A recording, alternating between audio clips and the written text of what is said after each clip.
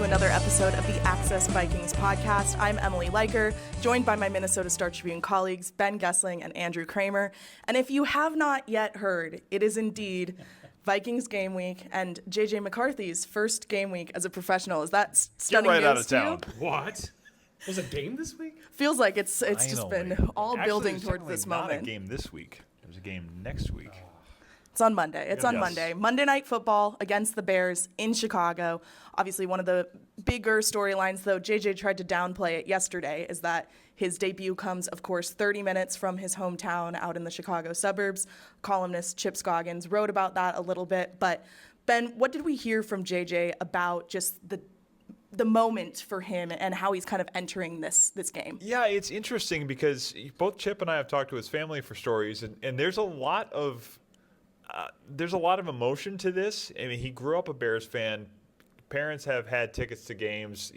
There's a lot of fans that are friends of the McCarthys that are going to be at the game, kind of their normal crew. But at the same time, JJ said this is a business trip. This is not something where you're looking at it and saying this is a homecoming, this is a fulfillment of a childhood dream. I mean, the first game he saw there was when he was 4 years old. Vikings beat the Bears in 2007, the first time he was in the stadium. Check the Chip Scoggins story and the socials if you want the picture. It's an adorable picture of 4-year-old JJ in a Brian Urlacher jersey with a bear paw. But this isn't about that. This is about him being the starting quarterback of the Vikings, and I think it's kind of gone along the lines of what we've seen with him a lot, where there's a level of maturity, there's a level of, I think, business-like approach to the job that you kind of see come through a lot of the ways that he works, and I think this is very much in line with a lot of that. I felt like we could even see it from him in his press conference on Wednesday of this week, where he felt like he approached it with a little more just straightforward, laser-focused attitude of this isn't just camp and we're playing around anymore. It kind of seemed like he was trying to create this game week approach that, frankly, he's just never had before. Right. Ben, you've written about how he went through the meetings with O'Connell last year. Like, they tried to really prep him for this, but we heard Carson Wentz say last week when we met Carson here at the facility saying, JJ's just trying to figure out his routine. He's asking me about what I do for game weeks and trying to learn how he crafts what he's going to do Mondays, Tuesdays, Wednesdays, and all those things. So it's fascinating to me to see how he approaches this as such a young guy. And then when you get to Monday night, how he manages the emotions, how the coaches manage the emotions, how do they try to get him settled into the game, all these things. Because he can talk about it and say it's a business trip, but I imagine he's just going to be so amped up for this. Yeah, I mean, even the game planning, I thought it was interesting today to hear Wes Phillips. I asked him about what's the process of kind of Kevin O'Connell, you'll hear talk about the red pen meeting a lot. And that typically comes at the end of the week. So we're probably a little bit ahead of that yet, where O'Connell will meet with the quarterback, say, okay, what do you like, what don't you like? And then you cross out the play. Or as he said yesterday, sometimes you repackage it with a different name later and hope the player doesn't recognize it. You slip it back in. But Wes Phillips, I thought it was interesting today that he said, we'll go through that, but he's not a 10-year veteran where he gets as much veto power as Kirk would have, whereas I'm not running that play that we called on 4th and 8 against the Giants anymore because it didn't work, and that one's getting ejected into the sun. That's what they did with that play. Remember Wes Phillips telling me that a couple of years ago. They took it out of the playbook. That's not what they're doing with J.J. McCarthy because he is so young. So there is an element of building the plane as you fly it that goes on with this. It's just fascinating to watch. To the extent that we get glimpses of this, which it's not, we don't get unfiltered glimpses of this, but even to our vantage point, it's interesting to watch it. Yeah, and one of the interesting things I think Kevin O'Connell said yesterday regarding JJ's kind of game prep was just like he really emphasized the word routine, and they want to make him going on the field feel as routine as possible. Like keep it to a script. I mean, obviously every game has a script, but keep it to things that he knows and that he's like really prepared for, so that when the things that he's unprepared for pop up, that he can focus on that in that moment rather than feeling like every moment is unpredictable and he doesn't know what to expect out there. Obviously, a huge part of that is the guys that JJ has around him as well.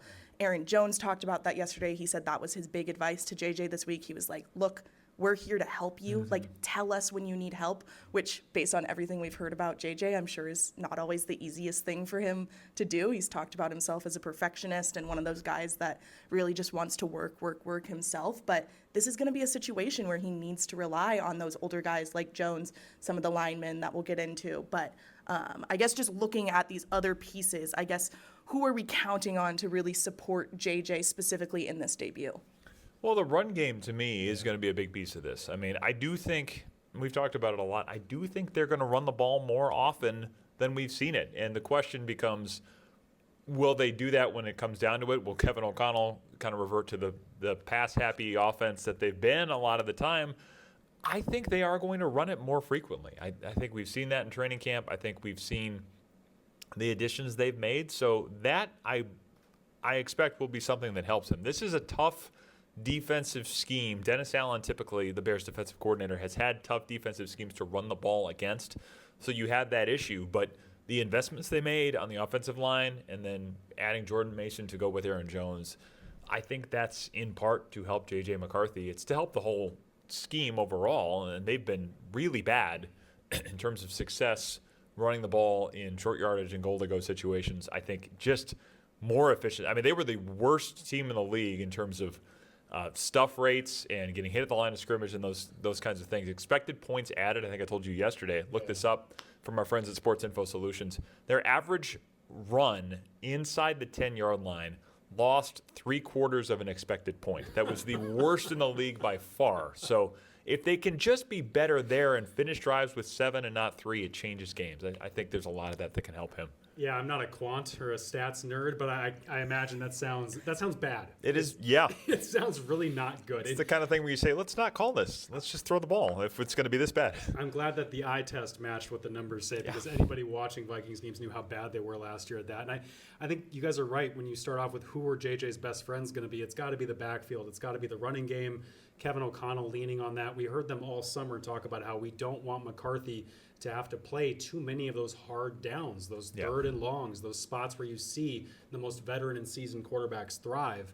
They know what they have. And Josh McCown told us this summer about how the quarterbacks coach mentioning McCarthy, saying he's very much like a kid learning how to walk, and you kind of have to bring him up like that, and you coach him with the expectation that one day he will be walking and running, but knowing that he's just not quite there yet. So how they manage this game with him, how they try to scheme up easy completions, I imagine it's going to be the run game. I imagine it's going to be the play action passes, the bootlegs, the stuff that frankly we saw from Gary Kubiak and Mike Zimmer back in the day.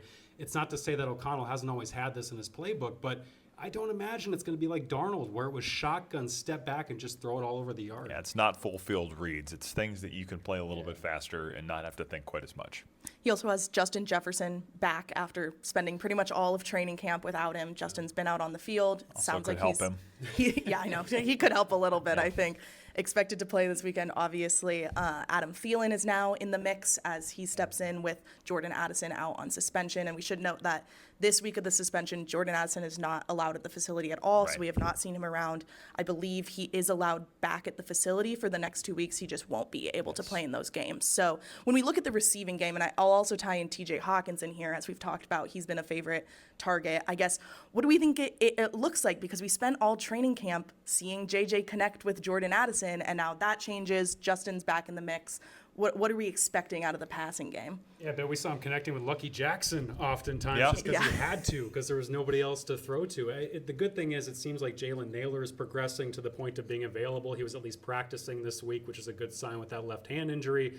Thielen jumping right in. Wes Phillips said this week that Thielen should have an immediate role. He's actually coaching guys who were already on our roster on some of the things that he had to catch up on. So it seems like Adam will hit the ground running and be one of those underneath threats for them right away. But we've also heard this team talk about how Hawkinson is built to be a quarterback's best friend, a young quarterback's best friend, because of the size advantages, because of the underneath routes that he runs. So I imagine all those guys are going to help him spread the ball around. But, Ben, I'd read from the Bears coverage this week that Jalen Johnson might not play, their top corner. That's a big deal. And that his backup is a familiar face, in Nashon Wright, who the Vikings traded for with Andrew Booth back then. Didn't earn a role under Brian Flores, is now a Chicago Bear, and might be covering Justin Jefferson on Monday. It's going to be really interesting to see how that goes because this is a man coverage heavy scheme that Dennis Allen typically runs. The Vikings do not see a lot of that with Justin Jefferson on the field. In fact, it's usually quite the opposite. How much are they going to stick to their guns if that's the type of team they want to be the first week out? If you don't have your best corner and you have Justin Jefferson lining up on the other side of the ball, I'm very curious to see how much they will alter their typical, what we think is going to be their typical approach. It's the first game with Dennis Allen, but I think that piece of things, Kevin O'Connell talks all the time about we see man coverage teams, we scout them as man coverage teams, and then when we actually see them get on the field, it's something totally different. What he's referred to as the JJ effect. Justin Jefferson, not JJ McCarthy. Of course, Gotta tell Emily that. we got to update that. It's the Jets effect, which that doesn't work either because then it sounds like the New York Jets. But anyway, we'll work on the branding. That is something they've dealt with for a long time. I'm curious to see how that shakes out this week. I believe he goes by Jettas, right? He throws the A Jettas. on it. Yeah, Jay Yes. Jettas. Yeah. Everyone get into that. Come on, we got to pick it up. It's in season now. Hey, there was a J. They call him JJ, so they're going to have to adjust it. Yeah. We mentioned Justin Jefferson coming back from his injury, Jalen Naylor coming back from his. We should talk about Christian Darrisaw, left tackle. The language is still a little vague on whether he's going to play on Monday night. I think, Andrew, I don't remember the exact quote that you had in the headline yesterday writing about him, but Good possibility. But then, the thing that perked my ears up is when I think Ben asks about Donovan Jackson. He's playing next to Ryan Kelly, not he's playing next to Ryan Kelly and Christian Darrisaw, which could have just been a slip of the tongue, whatever, happens to be what O'Connell said yesterday. Sure. Yeah, But could be. it does still seem like they are not 100% sure if he is going to play, if they want to put him in that position. Yeah, it's either they're being cautious with it. It could be they're doing a little bit of the shell game with the Bears. They don't want the Bears to know necessarily yet if they're going to see Christian Darrisaw. There could be some of that. Call Mike McCoy and ask him. Call Mike McCoy and ask him. I'm sorry. 3 people will get that, but 2 of them are sitting here. We thought it was funny, so y'all can Google it. 2016 preseason, Mike Zimmer, Adrian Peterson playing or not. I'm so sorry, Emily. I'm sorry. I'll Google it later. Don't worry. It's fine. It's fine. We I'm lived used through to it. It's just part of our processing from like a the tick Zim of years. mine. Yep. There's a lot. There's a lot from that season that's still a tick. Anyway, what was I talking about? Christian Darrisaw. Christian Darrisaw. Playing coy with the Bears. Playing McCoy with the Bears. Hey. Several levels. But Back on track. it could back on be track. that. It could be that. We haven't derailed the podcast. This is she gets week to see one. what used to be Week like one. when Rand and I used to derail these all the time. We haven't done this in a while, so Can't get anything done around here. no, it's a bunch of amateurs, a bunch of little children that you have to deal with and put up with. You should have seen this before we started. Anyway, Christian Darrisaw, T.J. Hawkinson as a precedent for this because last year when Hawkinson could have come back for that Lions game, everybody said, hey, this could be the first one back. This could be a revenge game after Kirby Joseph took him out the year before in that game that decided the division title. They held him out 2 more weeks. It was, we don't want him against the Lions yet, and we don't want to put him on the short week against the Rams, so it became the Colts game. And it's different because of the dates of this, but we have seen in the past that they will be a little bit cautious with guys of this magnitude. And Kevin O'Connell even saying this week, hey, it's week 1, and we know how important he is to the team. I think there's at least a chance yet that they won't put him out there week 1. I think, some of this may be that we see him listed as questionable, and they say game time decision and all of those things. I would not be surprised if the gamesmanship is something they take advantage of here. But I do think there's a possibility they'll take their time on it and wait a week. I agree with you guys, and especially because Kevin O'Connell mentioned the short week that they have upcoming. Yeah. Because it's a Monday night game, they will only have 6 days to prepare for the Falcons, and if Darrisaw plays, he will have 1 fewer day to rest for the Falcons. And if he doesn't play Monday night, then he's got 2 weeks to prepare for the Falcons coming up. So I think that's an important factor. O'Connell mentions this overseas trip. I'm not too sure how that factors into it, but we talked to Darrisaw yesterday, and I thought it was interesting that he mentioned, my knee does feel different. Someone asked, do you feel the exact same or better? And he said, no, he's honest. He said, no, it does feel different right now. But he said, I know I'm not going to go out there until I feel like I can be the same player, until I'm totally confident in myself. And so he talked about the mental and physical side that he had, the hurdles that he has to overcome. But he says that this is a two-pronged decision on whether or not I'm playing. He said it starts with the training staff's approval, and then it goes under whether I'm confident in myself right now to go out there and play. So he said, though, after yesterday, which would have been Wednesday's practice, when O'Connell said he got a lot of work, he said, I feel great. He said, coming out of that, I feel really good. Obviously, things can change after a night's rest and getting up the next morning, all those things. O'Connell mentioned that the short turnaround and, in general, the endurance of that knee as to why he wouldn't play. And we did not see him up there today in the limited amount of practice that we got to see. So That's interesting. That's kind of been how they handled him all throughout training camp, was a day on, a day off. And it did seem like yesterday was really like his first real full go day in a sense. And so I don't know if it was that. We also only see about 15, 20 minutes of practice, so he easily could have come out after us. I'll also note for us that we are recording this before the first injury report comes out. Yes. So by the time you're watching this later, there might be an injury report that has a little bit more detail about what happened today and might clear up this whole conversation about whether he was practicing. But we'll note that for you now. Let's flip to the other side of the ball, the defense. We heard Brian Flores talk today. Obviously, this is a defense that returns a lot of key players. We've talked about them all training camp. Where do we think this defense goes this year?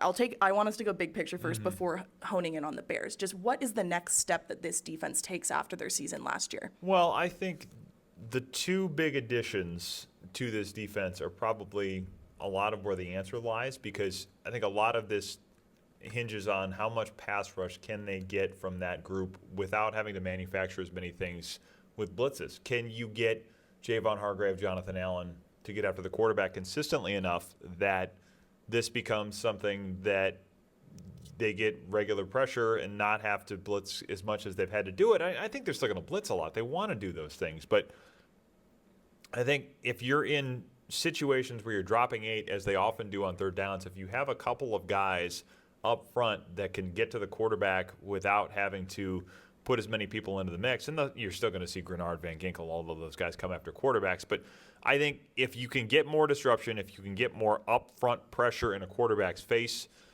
I think that shifts a lot of things for this defense. And we saw a lot of that during training camp, where they just had a lot of really productive days where J.J. McCarthy didn't have time to set up and process things.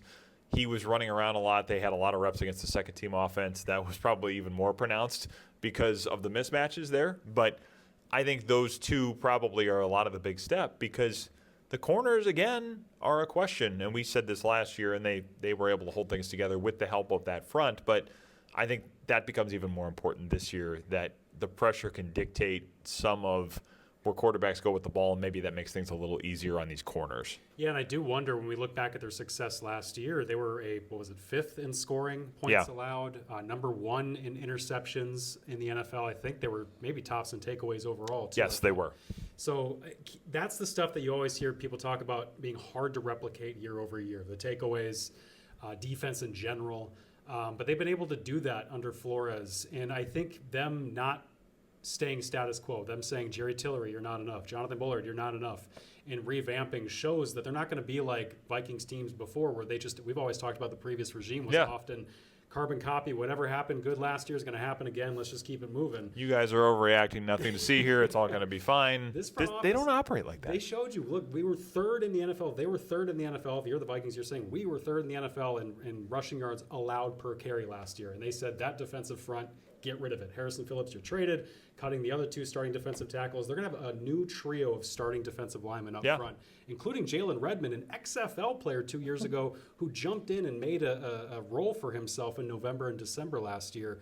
So it shows that Flores, in general, this coaching staff and front office, are willing to be surprised and willing to be wrong about things and adjust things mid-seasons and stuff. And so how they're going into this year makes me think that why should we doubt their ability to replicate the last year's success and then think that they should build on it and be even better than they were because of the additions that they made, because of the 2 guys you talked about, because of Dallas Turner. Yeah, that's the other one. We're not even really talking about, but could be a guy who plays 50, 60% of the time as not only a third down sub-package guy, but as a first and second down interior defender who they can put inside and move around with Van Ginkel dropping and doing all kinds of different stuff.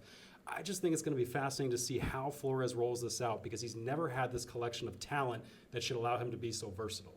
Yeah, I mean, we've seen Dallas Turner dropping into coverage sometimes during training camp and even back to OTAs as well. If you're able to move that many people around, you throw Metellus, you throw Harrison Smith in there, there are a lot of pieces that can come from unpredictable angles and spots on the field that make things hard for a quarterback to figure out from there. Yeah, Theo Jackson, too, I think is another one that they really expect to step up this year and be an impact player that obviously wasn't on the board last year. Obviously, interesting situation Monday night because it's a new coaching regime for the Bears, but the new head coach is Ben Johnson, who was the former offensive coordinator for the Lions. Ben, you asked the question of Brian Flores that I was curious about, of how much of what he is doing there, at least that we've seen so far, is similar to what he did with the Lions offensively. Yeah, and we're probably not going to have a complete answer to that, I suppose, until after this game. And what Brian Flores talked about a little bit is, this is always the case with week one games where there's going to be unscouted looks. There's going to be things that you didn't prepare for. So it becomes about doing what you do well and making sure that you play fundamentally sound football. I mean, you hear coaches revert to technique and fundamentals all the time.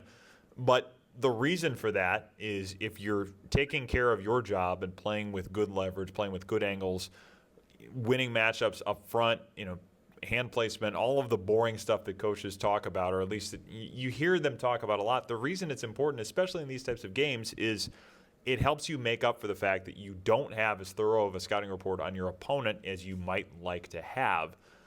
They've seen Ben Johnson a lot. I mean, I think we know a lot of the things that Ben Johnson's teams have done. I think there will be a lot of those things in his offense on Monday night, but it probably hinges on how well Caleb Williams has responded to that, how much they've changed things for Caleb Williams' benefit, and then how everybody's able to execute in this first run through everything. Yeah, and I would imagine that both of these play callers, O'Connell and Ben Johnson, are going to want to approach this similarly, not in terms of their schematics or whatever, but in terms of the overall conservativeness that they might want to bring to these two quarterbacks. Because both these guys, Caleb had a full rookie year, but this is his first year in this system. Still shows that he needs to kind of grasp the position in terms of processing and command at the line of scrimmage, all those things.